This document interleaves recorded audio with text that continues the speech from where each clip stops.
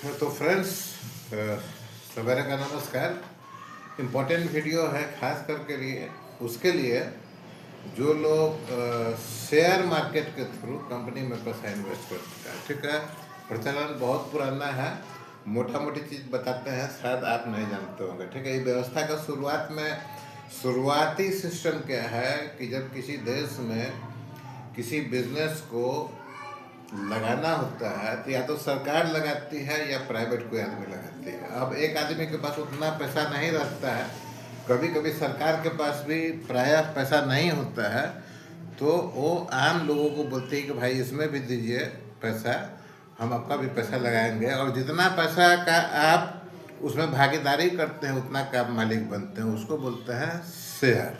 ठीक है, हिस्सेदारी। ठीक है, ये मोटा मोटी समझ गए। तो हमारे यहाँ मिक्स्ड व्यवस्था है। तो इस मिक्स्ड व्यवस्था में गवर्नमेंट का भी जो कंपनी हिंदुस्तान में है, इंडिया में है, उसमें भी आम लोगों का हिस्सेदारी होता है। ये कहानी है, हानि लाभ में सभी को साथ चलता है। लाभ में लाभांश दिया जाता है, हानि में जो शेयर धारक है उसको भी हानि सहना पड़ता है। कोई कंपनी एक दूसरे को खरीदता है, बेचता है, तो जो उसका शेयर होता है हिस्सेदारी बेचता है। ये कंपनी उस कंपनी को खरीदेगा तो उसका 40% हिस्सेदारी खरीद लेगा, 50% खरीद लेगा, ऐसा करके होता है। बस इतना है। अगला चीज़ हमको जो बताने जा रहा है वो अधिक इम्पोर्टेंट है।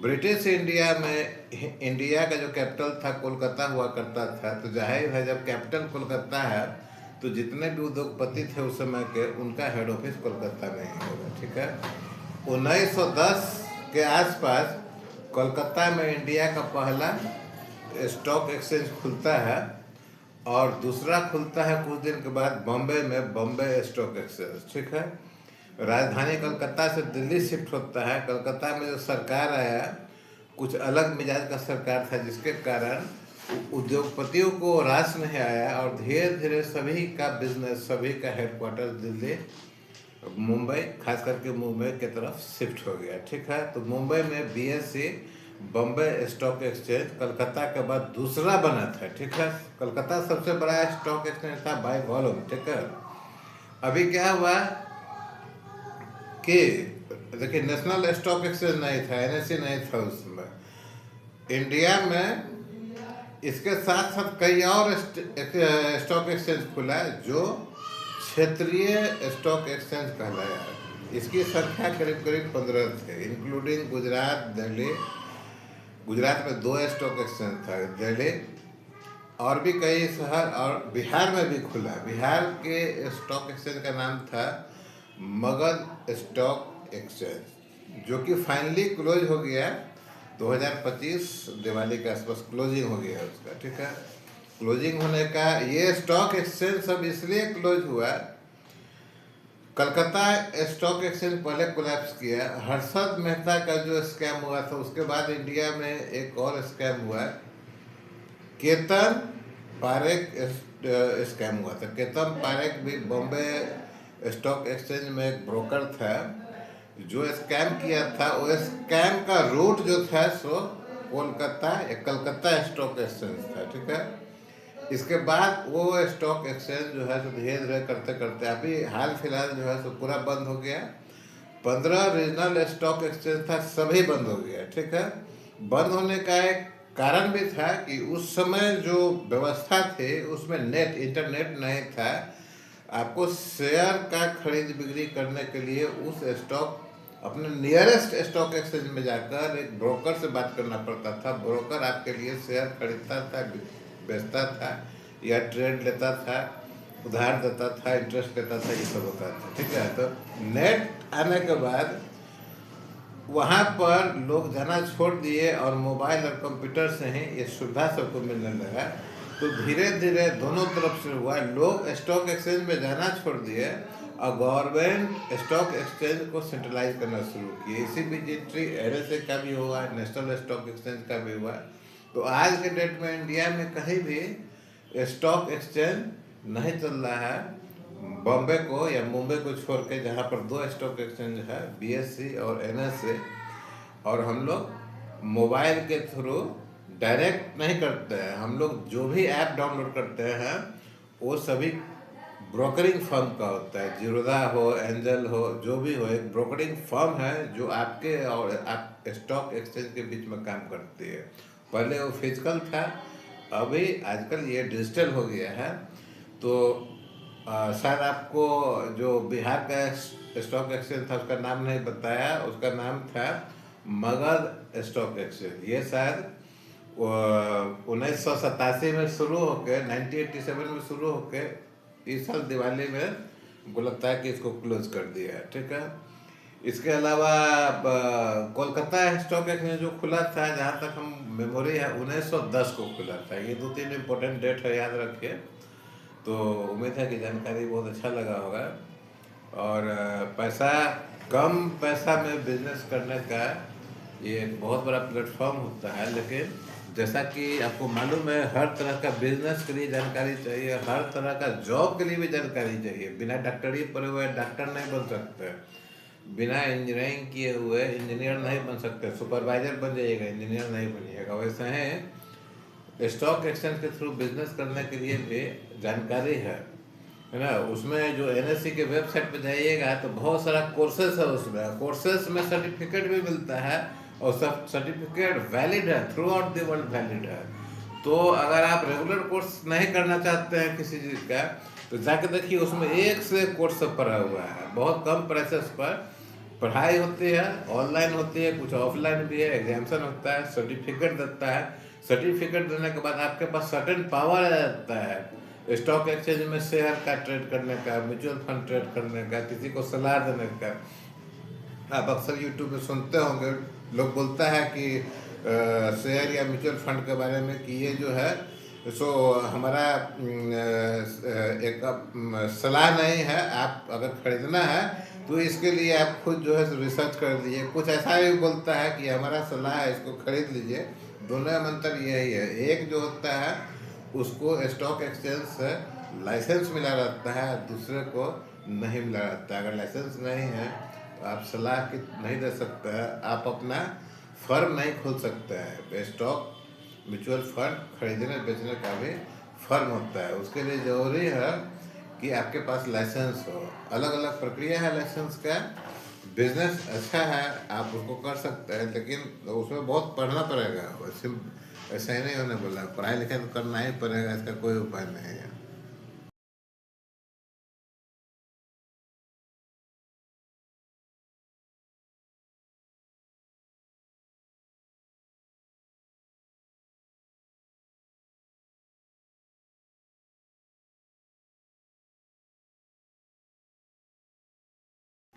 तो फ्रेंड्स, सवेरे का नमस्कार।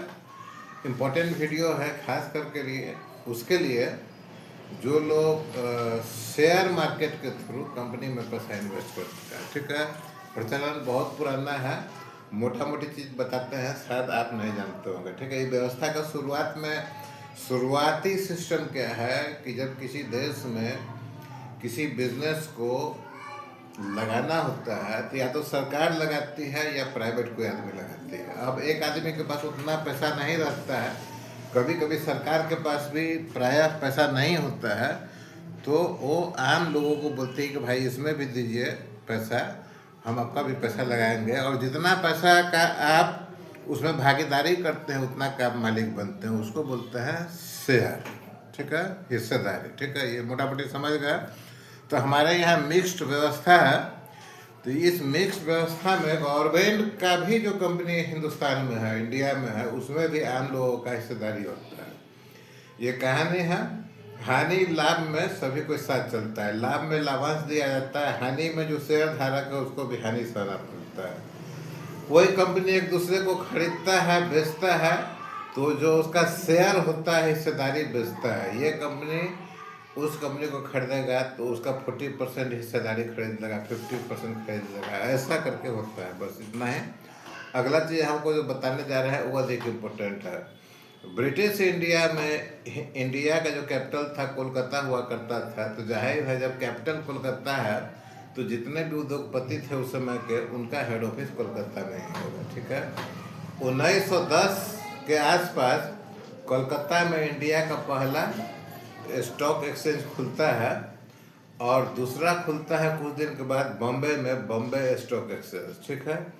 राजधानी कलकत्ता से दिल्ली शिफ्ट होता है। कलकत्ता में जो सरकार आया, कुछ अलग मिजाज का सरकार था, जिसके कारण उद्योगपतियों को रास नहीं आया और धीरे धीरे सभी का बिजनेस, सभी का हेडक्वार्टर दिल्ली, मुंबई, खास करके मुंबई की तरफ शिफ्ट हो गया, ठीक है। तो मुंबई में BSE, Bombay stock exchange, Calcutta के बाद दूसरा बना था, ठीक है। कलकत्ता सबसे बड़ा स्टॉक एक्सचेंज था बाय वॉल्यूम, ठीक है। अभी क्या हुआ कि देखिए, नेशनल स्टॉक एक्सचेंज नहीं था, एनएसई नहीं था उसमें इंडिया में। इसके साथ साथ कई और स्टॉक एक्सचेंज खुला जो क्षेत्रीय स्टॉक एक्सचेंज कहलाया। इसकी संख्या करीब करीब 15 थे, इंक्लूडिंग गुजरात, दिल्ली। गुजरात में 2 स्टॉक एक्सचेंज था, दिल्ली, और भी कई शहर, और बिहार में भी खुला। बिहार के स्टॉक एक्सचेंज का नाम था मगध स्टॉक एक्सचेंज, जो कि फाइनली क्लोज हो गया 2025 दिवाली के आसपास क्लोजिंग हो गया उसका, ठीक है। क्लोजिंग होने का ये स्टॉक एक्सचेंज सब इसलिए क्लोज हुआ, कलकत्ता स्टॉक एक्सचेंज पहले कोलैप्स किया। हर्षद मेहता का जो स्कैम हुआ था, उसके बाद इंडिया में एक और स्कैम हुआ, केतन पारेख स्कैम हुआ था। केतन पारेख भी बॉम्बे स्टॉक एक्सचेंज में एक ब्रोकर था। जो स्कैम किया था, वो स्कैम का रूट जो था सो कोलकाता या कलकत्ता स्टॉक एक्सचेंज था, ठीक है। इसके बाद वो स्टॉक एक्सचेंज जो है सो धीरे धीरे करते करते अभी हाल फिलहाल जो है सो पूरा बंद हो गया। 15 रीजनल स्टॉक एक्सचेंज था, सभी बंद हो गया, ठीक है। बंद होने का एक कारण भी था कि उस समय जो व्यवस्था थी उसमें नेट, इंटरनेट नहीं था। आपको शेयर का खरीद बिक्री करने के लिए उस स्टॉक, अपने नियरेस्ट स्टॉक एक्सचेंज में जाकर एक ब्रोकर से बात करना पड़ता था। ब्रोकर आपके लिए शेयर खरीदता था, बेचता था, या ट्रेड लेता था, उधार देता था, इंटरेस्ट देता था, ये सब होता था, ठीक है। तो नेट आने के बाद वहाँ पर लोग जाना छोड़ दिए और मोबाइल और कंप्यूटर से ही ये सुविधा सबको मिलने लगा। तो धीरे धीरे दोनों तरफ से हुआ, लोग स्टॉक एक्सचेंज में जाना छोड़ दिए और गवर्नमेंट स्टॉक एक्सचेंज को सेंट्रलाइज करना शुरू किए। इसी बीच एंट्री एनएसए का भी हुआ, नेशनल स्टॉक एक्सचेंज का भी हुआ। तो आज के डेट में इंडिया में कहीं भी स्टॉक एक्सचेंज नहीं चल रहा है, बॉम्बे को या मुंबई को छोड़ के, जहाँ पर 2 स्टॉक एक्सचेंज है, बीएसई और एनएसए। और हम लोग मोबाइल के थ्रू डायरेक्ट नहीं करते हैं, हम लोग जो भी ऐप डाउनलोड करते हैं वो सभी ब्रोकरिंग फर्म का होता है। जीरोधा हो, एंजल हो, जो भी हो, एक ब्रोकरिंग फर्म है जो आपके और आप स्टॉक एक्सचेंज के बीच में काम करती है। पहले वो फिजिकल था, अभी आजकल ये डिजिटल हो गया है। तो शायद आपको जो बिहार का स्टॉक एक्सचेंज था उसका नाम नहीं बताया, उसका नाम था मगध स्टॉक एक्सचेंज। ये शायद 1987 में शुरू होकर, 1987 में शुरू होकर इस साल दिवाली में हमको लगता है कि इसको क्लोज कर दिया है, ठीक है। इसके अलावा कोलकाता स्टॉक एक्सचेंज जो खुला था, जहाँ तक हम मेमोरी है, 1910 को खुला था। ये 2-3 इम्पोर्टेंट डेट है, याद रखिए। तो उम्मीद है कि जानकारी बहुत अच्छा लगा होगा। और कम पैसा में बिजनेस करने का ये एक बहुत बड़ा प्लेटफॉर्म होता है। लेकिन जैसा कि आपको मालूम है, हर तरह का बिजनेस के लिए जानकारी चाहिए, हर तरह का जॉब के लिए भी जानकारी चाहिए। बिना डॉक्टरी पढ़े हुए डॉक्टर नहीं बन सकते, बिना इंजीनियरिंग किए हुए इंजीनियर नहीं बन सकते। सुपरवाइजर बन जाइएगा, इंजीनियर नहीं बनिएगा। वैसे हैं स्टॉक एक्सचेंज के थ्रू बिजनेस करने के लिए भी जानकारी है ना। उसमें जो एनएससी के वेबसाइट पे जाइएगा तो बहुत सारा कोर्सेस है, उसमें कोर्सेस में सर्टिफिकेट भी मिलता है, और सब सर्टिफिकेट वैलिड है, through out the world valid है।